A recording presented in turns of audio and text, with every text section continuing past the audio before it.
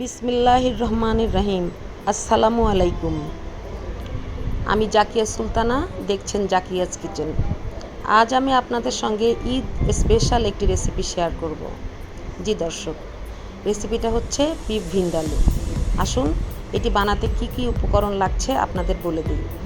লাগছে থেতো করা রসুন, থেতো করা আদা, থেতো করা শুকনো মরিচ, আধা বাটা সরিষা এবং ভিনেগার। এবার কড়াইতে তেল দিয়ে দেব। তেলটা একটু বেশি লাগবে।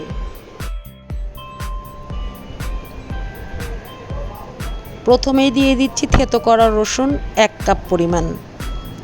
এরপরে দিচ্ছি দর্শক থেতো করা আদা 1 কাপ পরিমাণ। আদা এবং রসুনটা দিয়ে আমরা কিছুক্ষণ এটাকে ভালোভাবে নেড়েচেড়ে মিশিয়ে নেব। তারপরে এর সঙ্গে আমরা আস্তে আস্তে অন্যান্য উপকরণগুলি যোগ করব। এটা খুব ভালোভাবে মেশানো হয়ে একটু ভাজা ভাজা হয়ে গেলে এর সাথে আমরা দেব থেতো করা মরিচ। তারপরে মরিচটা খুব ভালোভাবে মশলার সঙ্গে মিশিয়ে নেব এবং নাড়াচাড়া করব। নাড়াচাড়া করে কিছুটা কষিয়ে নিতে হবে। এরপরে আমরা এতে দিয়ে দেব সরিষা দিয়ে এটাকে খুব ভালোভাবে মিক্স করতে হবে এবং খুব সুন্দর করে নেড়েচেড়ে একসঙ্গে মিশিয়ে দিতে হবে, যেন মশলার কোনো কাঁচা গন্ধ না থাকে। এরপরে আমরা দিয়ে দেব আধা কাপ ভিনেগার দিয়ে মশলাটা খুব ভালোভাবে কষাতে হবে। দেখুন দর্শক, এত সুন্দর কালার এসছে, মনে হচ্ছে 1 চামচ মশলাই খেয়ে ফেলি, কিন্তু তা তো আর সম্ভব না। তাই দিয়ে দিচ্ছি গোশ। এখানে গোশ রয়েছে 1.5 কেজি পরিমাণ। গোশগুলোকে দিয়ে খুব ভালোভাবে মশলার সঙ্গে মিশিয়ে নিতে হবে এবং লবণ দিতে হবে। এটা খুব ভালোভাবে মিশিয়ে নিয়ে প্রথমে হাই হিটে 4 থেকে 5 মিনিট রান্না করতে হবে। এতে মাংসে পানি উঠে আসবে। এরপর ঢাকনা দিয়ে লো টু মিডিয়াম হিটে 1 ঘন্টা রান্না করতে হবে।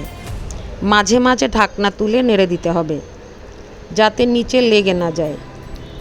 এটা একটা পর্তুগিজ রেসিপি।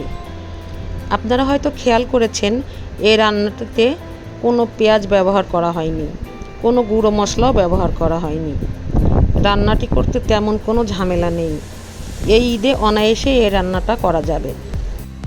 সুপ্রিয় দর্শক, আমরা যদি একটু খেয়াল করি, আমাদের চারপাশে অনেক সুবিধা বঞ্চিত দুস্থ মানুষ রয়েছে।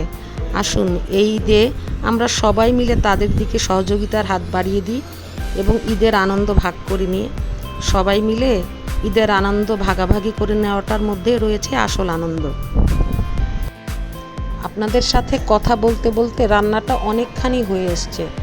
দেখুন উপরে তেল ভাসতে শুরু করেছে। এর অর্থ রান্নাটা হতে আর বেশি দেরি নেই। রান্নাটিতে আমি কোনো রকম পানি ব্যবহার করিনি। আপনাদের যদি মাংস সিদ্ধ হতে সময় লাগে তাহলে অল্প একটু গরম পানি ব্যবহার করতে পারেন। এবার আমি দিয়ে দিচ্ছি 2 চামচ চিনি। চিনিটা দিয়ে ভালোভাবে মিশিয়ে নেবেন। এই রান্নাটা টক ঝাল মিষ্টি, খেতে খুবই অসাধারণ লাগবে, দুর্দান্ত। আপনারা ইচ্ছা করলে প্রেসার কুকারেও এই রেসিপিটি বানিয়ে নিতে পারেন। সেক্ষেত্রে সময় অনেকটাই কম লাগবে। ঈদের দিনে আমরা মেয়েরা অনেক কাজকর্মে ব্যস্ত থাকি। সেক্ষেত্রে আমরা অল্প উপকরণ এবং কম পরিশ্রমে খুব সুন্দর একটা সুস্বাদু রেসিপি সবার মাঝে পরিবেশন করতে পারি। আমাদের রান্নাটি প্রায় হয়ে এসেছে। দেখুন দর্শক, কতটা লোভনীয় লাগছে দেখতে। এটা দেখতে যেমন লোভনীয়, খেতেও তেমনই সুস্বাদু। এখন এটা আমি চুলো থেকে নামিয়ে নেব এবং পরিবেশন করে আপনাদেরকে দেখাবো। আশা করি ঈদের দিন পরিবার বন্ধুবান্ধব সহ সবার সঙ্গে একসাথে রেসিপিটি উপভোগ করবেন। আমার মনে হয় সবাই আপনার প্রশংসাই করবে। দেখুন চমৎকার রেডিশ একটা কালার এসেছে। এটা আপনারা ভাত, রুটি, পরোটা, পোলাও সব কিছুর সঙ্গেই পরিবেশন করতে পারবেন। খেতে অনেক ভালো লাগবে। জাকিয়াজ কিচেন থেকে আজকের মতো বিদায়। দেখা হবে আবার নতুন রেসিপি নিয়ে ইনশাল্লাহ। ততদিন ভালো থাকুন, সুস্থ থাকুন। আল্লাহ হাফেজ।